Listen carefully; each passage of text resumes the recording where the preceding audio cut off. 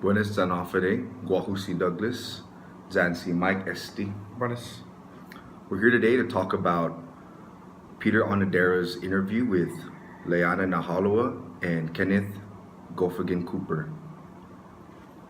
Now, Peter Onedera describes his struggles that he went through to get his work noticed and published. And for me, I also think that his struggles personally coincide or symbolize the struggle for the entire Chamorro culture and language with regards to its revitalization and proliferation. Main point I wanted to illustrate first is the need to pique the interest in the younger generations. Peter Onedera provides a new method, if you will, that I find more interesting than traditional learning as far as Chamorro classes and courses.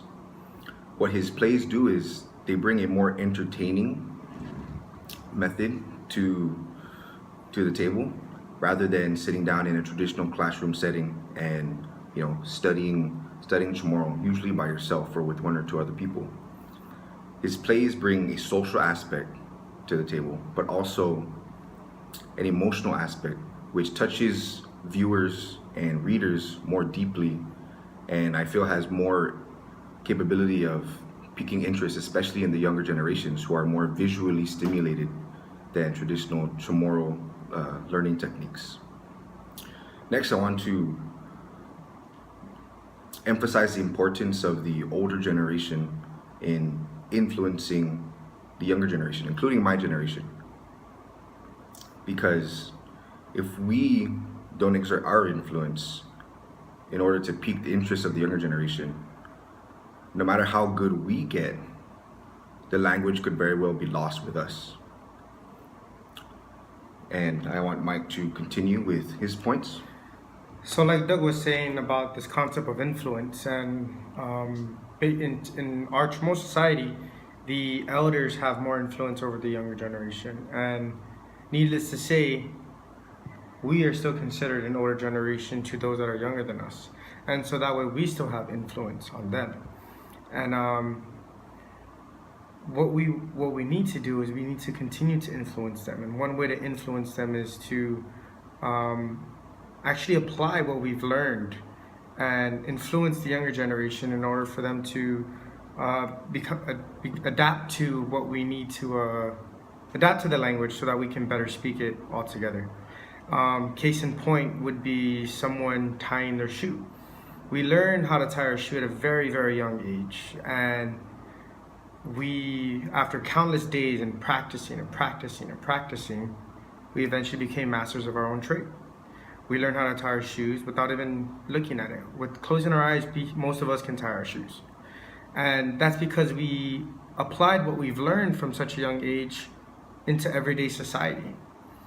And if we can do this to the Chamorro language, then in 10 years, 15 years, our language can very well be revitalized, and you would see it as a more dominant language than it is today. Another way we can install application is through governmental signs. For example, everyone associates a red octagon with the stop sign.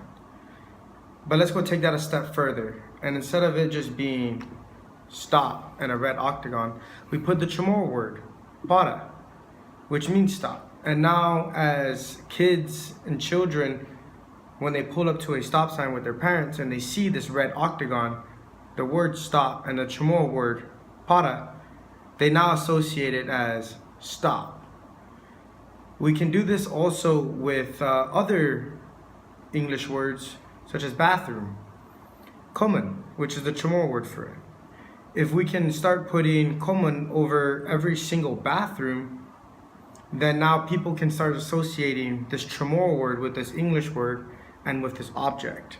And this is one way we can apply I just want to really add something too. Like, not only does that, I guess, translate the English word into Chamorro for the youth or those who don't know, but that also has the potential to spark interest in the language in general. Say a child is going down the road with their parents in the car and they see oh, that's para, and they say, oh, what is that? Oh, honey, that's Chamorro for stop.